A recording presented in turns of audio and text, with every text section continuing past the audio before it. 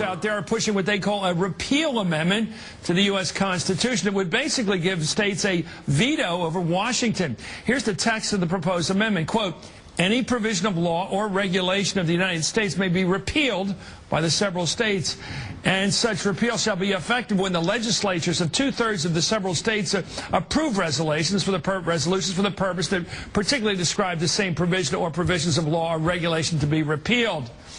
Republican Ken Cuccinelli is, of course, the Attorney General of Virginia. We all know him in Washington and a supporter of the amendment. Sir, you know, this reads like you don't have confidence in the federal government as such. Well, it isn't so much that there's a universal lack of confidence as an attempt to bring back the balance of authority between the federal government and what goes on in the states. You'd have to have a pretty severe problem with one enactment for 67 or 68 state legislative bodies, because you need 2 in every state or 1 in Nebraska, to agree that something the federal government had passed was bad for America. And that's going to require bipartisan support. You can't get there with either party by itself, certainly not in the foreseeable future.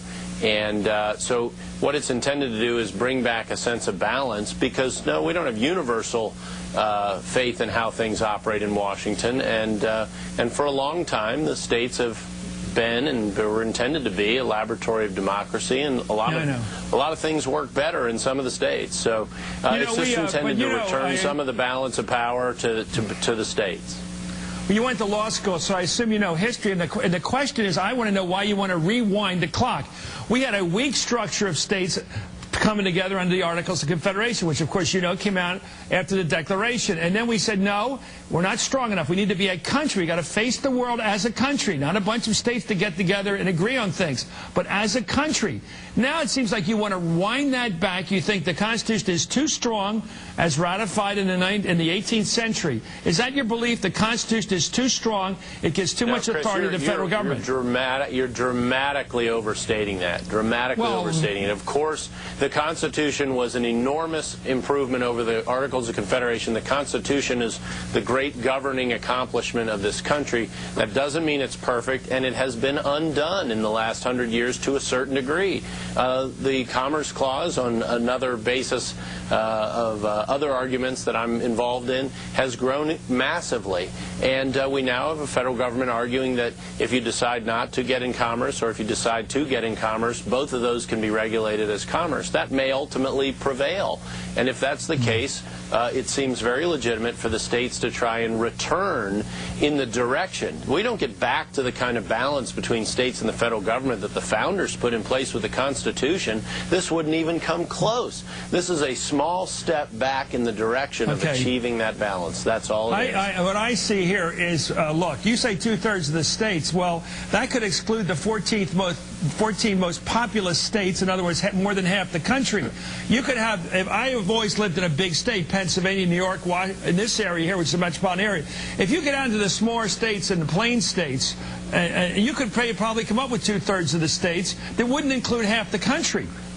That could easily be done. And it could be like some gun law or something that would appeal to the rural people. Chris, look at your map. I mean, look at the map and think of what it would take to get to 34 states with both legislative bodies in every single one of those states agreeing that something the federal government had done should be undone. And that's the kind of hurdle that would have to be achieved. And so it creates the kind of universal concern among the states that's required to get there, which makes it a very restrained step back toward establishing the balance of the founders. This is so conservative. Take a look at the states now. You've got most states, you've got some 25. Let's look at the map now. For the last map, for the next year, 25 red states are under Republican control right now. We're looking at them on the map, sir. And we're looking at another rate that are split, basically, moving toward it's been a pretty good conservative swing there. So basically, you guys have a shot. I mean, every presidential election, it seems, on average, it seems, the Republicans get most of the states because you get the rural areas of the country which are more conservative. It just seems that what you've got here is sort of a Shays rebellion, a whiskey rebellion, and you want it on paper, which is here's a way to take on the federal government. And by the way, you're bringing up the Commerce Clause. I'm a little worried here about that. What's your problem with the Commerce Clause? You got into Rand Paul country there. If you'd been on the Supreme Court back in '64, would you have given judicial review to the Civil Rights Act? under the Commerce Clause. All right, let's go back to your, yeah, we're talking about the repeal amendment first, and you talked about 25 states have Republican control. That's the high water mark as far as I know. You still need 9 other states that have split partisan control. Yeah. Even right now on what is the high water mark in state legislative control in one direction, well, in the Republican direction. It's been a lot higher in the Democrat direction over time. But you still need Democrat support, even right now, if this were the law now. So you are going to have bipartisan support. We had that in Virginia with respect to the health care Freedom Act passed last session. We have a Democrat Senate here in Virginia, and they supported the effort to put Virginia in a position to defend itself on that. You know who's going to like this? The old Johnny Rebs are going to love that. This is antebellum. It seems to me you don't really feel yourself 100% a citizen of the country. You like to feel yourself a little more a citizen of Virginia. Like Virginia's like somehow a different country, or these states are all different countries. Well, I've lived in a number of states. I don't feel like I'm a Pennsylvania in the sense it's different. Well, because you're pushing an argument here, but you're denying the argument. You're making a challenge to federal authority here, and you're making it sound like some procedural change. No, you're stating assumptions in your questions that presume answers that aren't correct.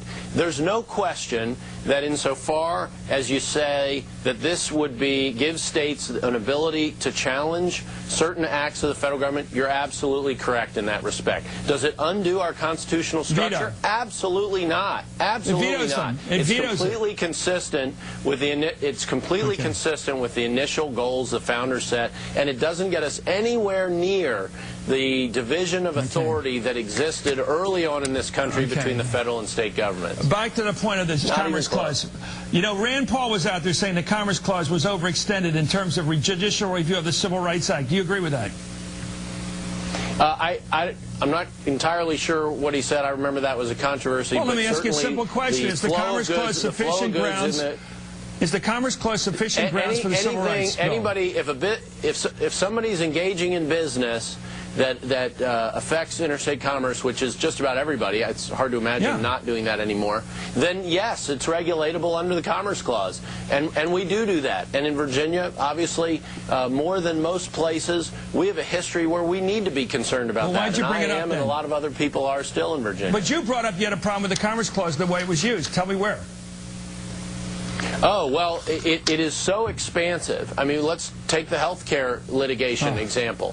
What the federal government is saying is that the decision of someone not to buy health insurance should qualify for regulation as commerce the same way that buying something in commerce does. Well, if not participating in commerce and participating in commerce are both regulatable, there's nothing left that the federal government can't reach.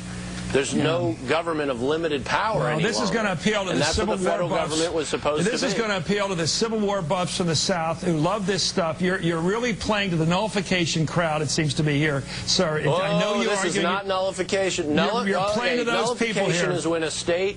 Hey, the nullification is when a state doesn't like what the federal government does and folds its arm and says, well, we're not going to play ball, and doesn't enact it. That is not what's going on here. This is being done in the process the Constitution provides for. Article 5 was put there in part so the states would have an opportunity to make these kinds of adjustments.